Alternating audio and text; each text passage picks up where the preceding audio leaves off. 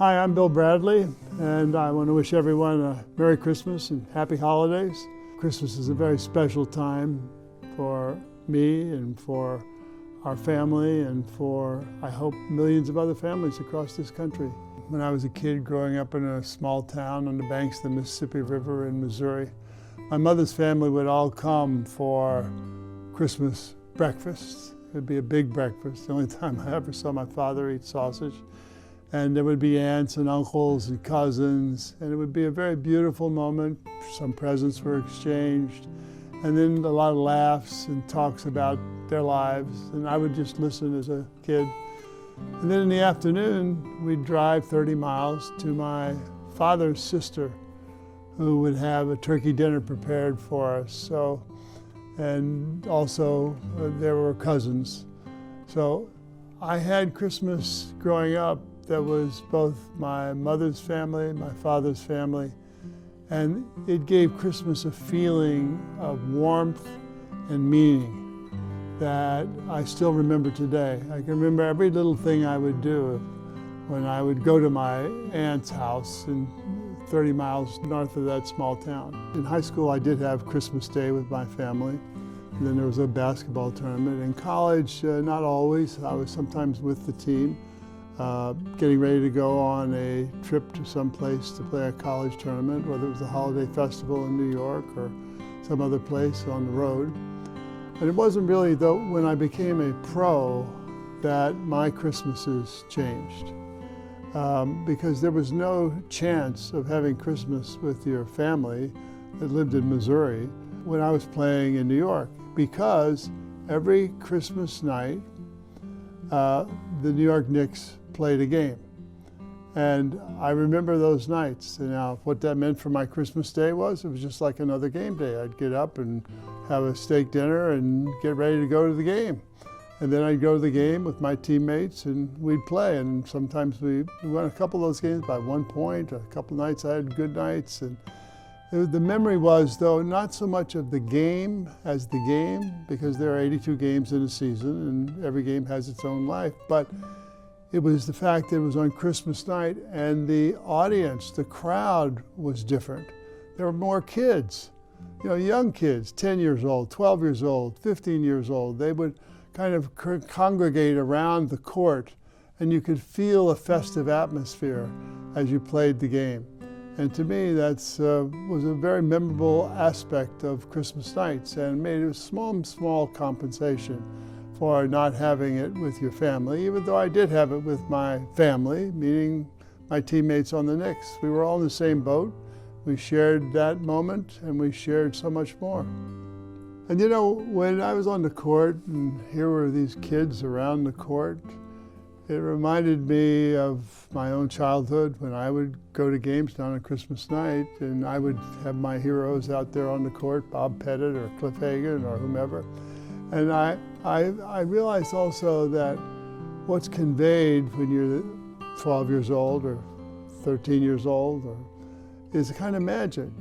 And it was a magic that I experienced as a 13-year-old.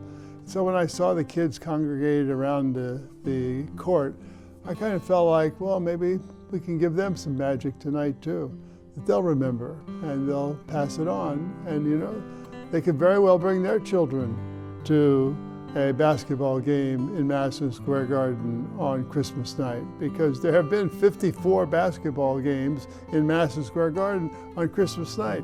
I don't expect it's going to end.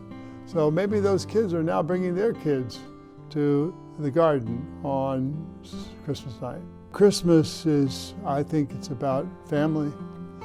It's about healing. It's about sharing. It's about celebrating the wonder of Christmas. And I think that it also brings people together in a very particular way.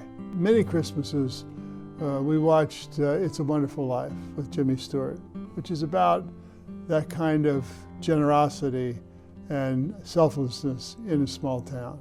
The film is about a small town banker who does good things for people. And those moments I thought of my father, who was a small town banker and who always said proudly that he never foreclosed on a single home throughout his career, his 50-year career as a banker. And that moment came through on Christmas every time I watched It's a Wonderful Life. I realized how lucky I was to have him as a father and an example. And when I watched A Wonderful Life, obviously some of the values that are there in terms of selflessness and generosity, I think are themes that I try to explore in Rolling Along. I mean, ultimately, what I wanted to do in Rolling Along was provide a healing experience so that people would see their own lives in my life. And they'd see their own lives in a way that allowed them to think more deeply about who they are. I mean, Rolling Along it's about a lot of things. It's about perseverance, it's about forgiveness, it's about triumph and loss, and it's about sadness and joy. It's about the human experience.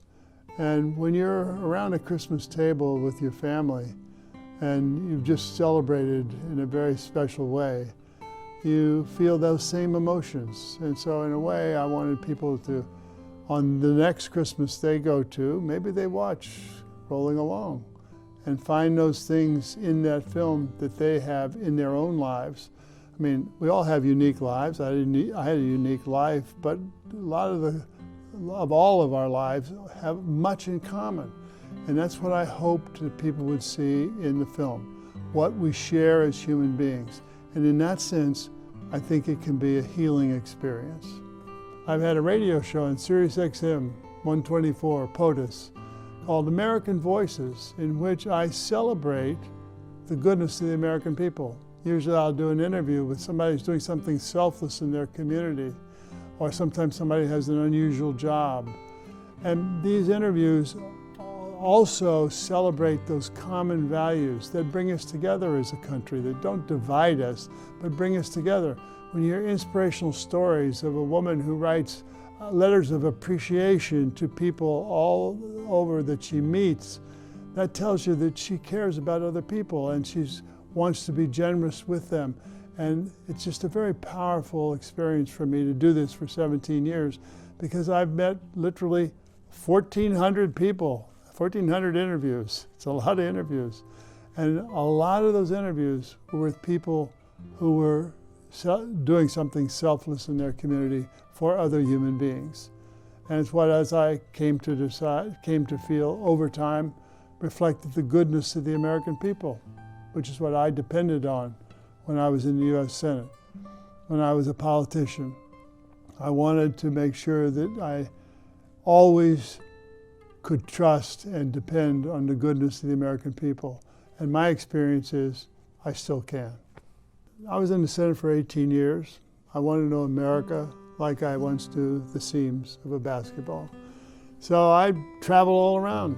I would go to states, I'd find people who were doing unusual jobs, I'd try to understand them. But then Christmas came, and I found that just by being a senator, I learned a lot about the country, because my fellow senators would give me Christmas presents from their states, representing their states. Salmon from Alaska, cherries from Michigan, and my saltwater toffee from New Jersey. They weren't big, expensive items, but they were reflective of your commitment to your fellow senator and to your state, and ultimately to the country.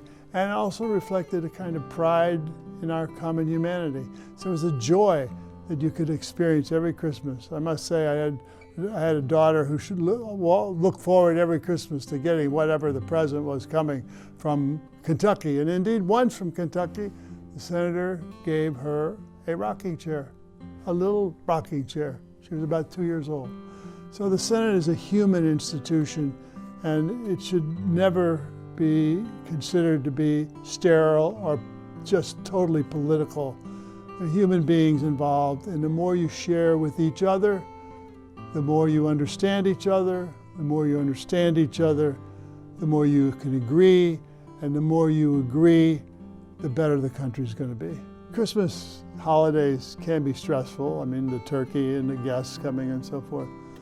But it also can be a wonderful celebration of family, a wonderful celebration of team. That's how I felt with my Knicks team when we played on Christmas nights.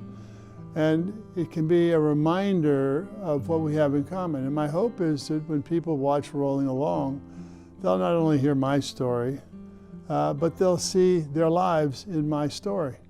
And they'll see our common humanity. We might have had slightly different paths, but we all share a lot of the same values and same things that really make us human beings.